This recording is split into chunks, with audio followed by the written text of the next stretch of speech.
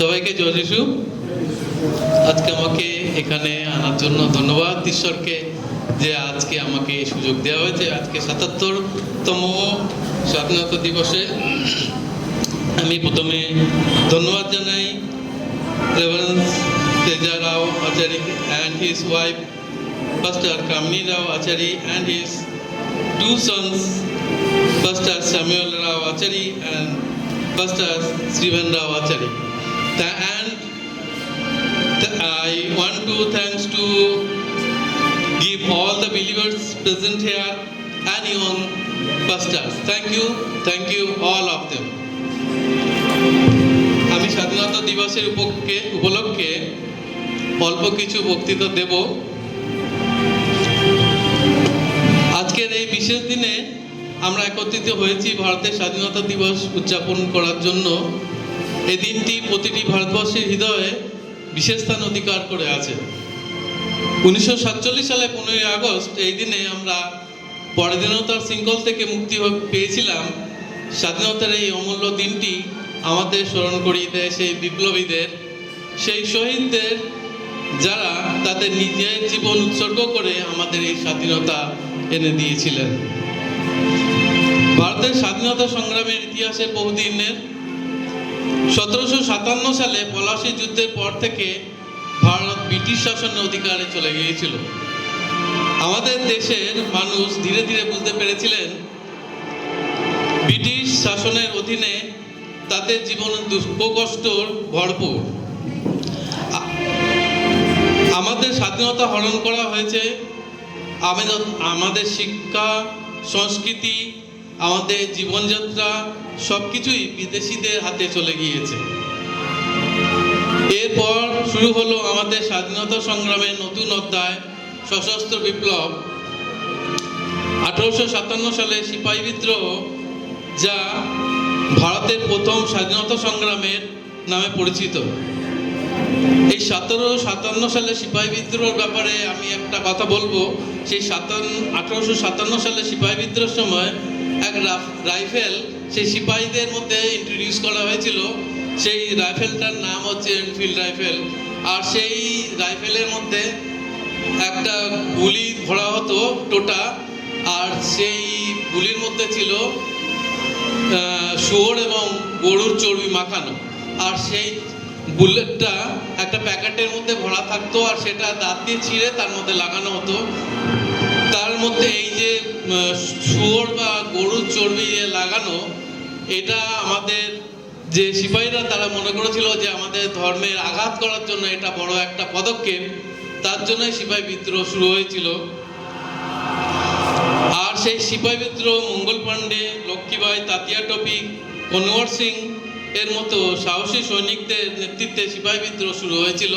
সারা ভারতবর্ষে ছড়িয়ে পড়েছিল। যদিও সেই বিদ্রোহ সফল হয়নি, এবং সেই বিদ্রোহ সেই সশস্ত্র বিপ্লবের প্রথম পদক্ষেপ ছিল। এই পদক্ষেপেই আমাদের ভারতের স্বাধীনতার অনেকটা এগিয়ে গিয়েছিলাম। কিন্তু তা ভারতের স্বাধীনতার জন্য প্রথম গুরুত্বপূর্ণ পদক্ষেপ ছিল।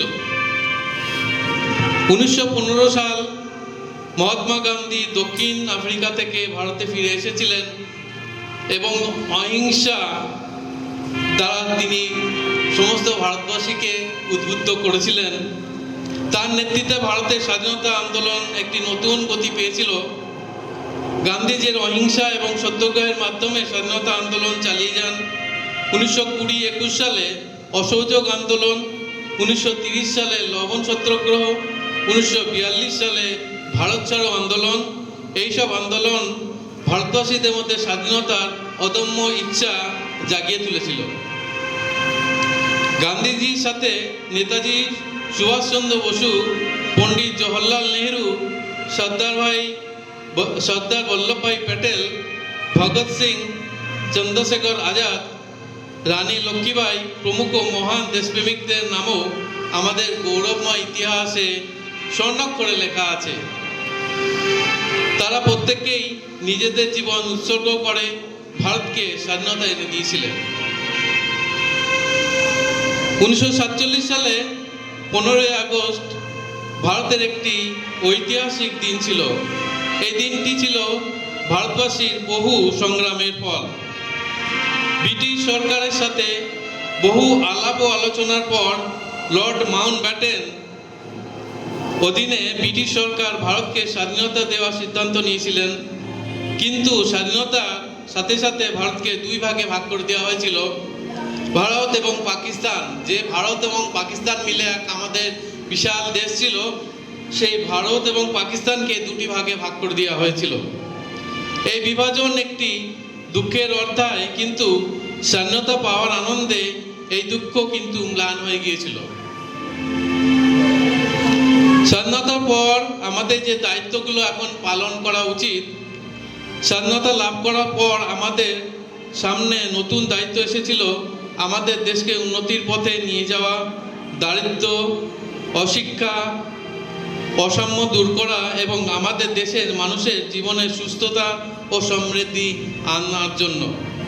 এটা আমাদেরই দায়িত্ব, আমাদের নিজেদের দায়িত্ব গ্রহণ করতে হবে। আমাদের মধ্যে এখনো সাম্যতা নিয়ে খুব ভিতর রয়েছে যে উনি খুব উচ্চ, আমরা খুব নিচু, আমরা নিচু জাত তাদেরকে ঘৃণা করি এবং যেখানে বসি নিচু জাত দেখলে আমরা মুখ ফিরিয়ে নিই এবং তাদেরকে থুতুবেলি এবং নানা রকম অত্যাচার, নানা রকম অপমান করি। এগুলো আমাদের করা উচিত নয়। আমাদের মধ্যে নিজেদেরকে ভাই ভাই এবং সকল মানুষকে এক করে নেওয়া উচিত। ঈশ্বর যেমন আমাদের সকলকে এক করে নিয়েছেন, কেউ আমাদের মধ্যে বড় নয়, ছোট নয়, সকলেই সমান, সেরকমই আমাদের মধ্যে যে জাতিভেদ এবং অসাম্যতা, এটা যেন আমাদের মধ্যে না হয়, সেটা আমাদের মধ্যে আরও প্রবল করা উচিত। বিজ্ঞান প্রযুক্তির দিক থেকে আমরা দেখি যে বিজ্ঞান প্রযুক্তির দিকে আমরা অনেক পিছিয়ে রয়েছি।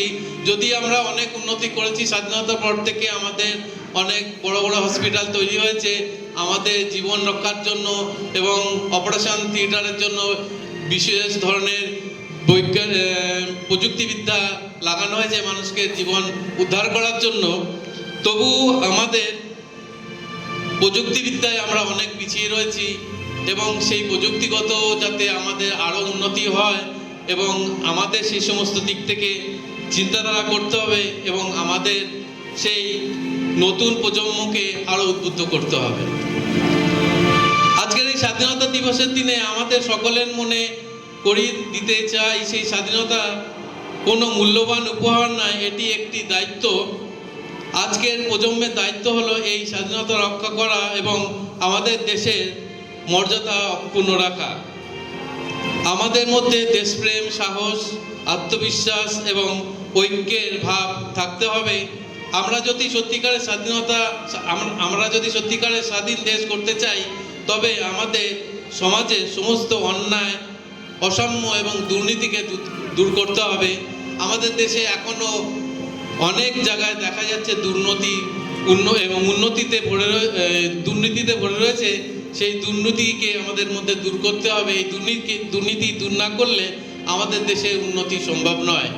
যেটুকু আমরা উন্নতি করেছি আমাদের নিজেদের পরিশ্রমে, আমাদের নিজের মূল্যবোধ করে এবং আমাদের আরও সেই উন্নতির দিকে এগিয়ে যেতে হবে এবং দুর্নীতিকে দূর করতে হবে।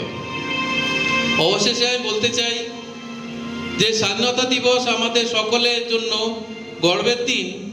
এটি আমাদের সংগ্রাম, আমাদের ত্যাগ, আমাদের বীরত্বের স্মৃতি।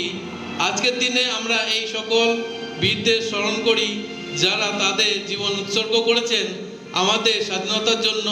আসুন আমরা সকলেই মিলে প্রতিজ্ঞা করি যে আমরা আমাদের দেশের জন্য কাজ করব, আমাদের দেশের মর্যাদা বাড়াবো এবং একটি সত্যিকারের স্বাধীন ও সমৃদ্ধ ভারত গড়ব। জয় হিন্দ। এই বলে আমার বক্তব্য শেষ করলাম। Thank you all of them.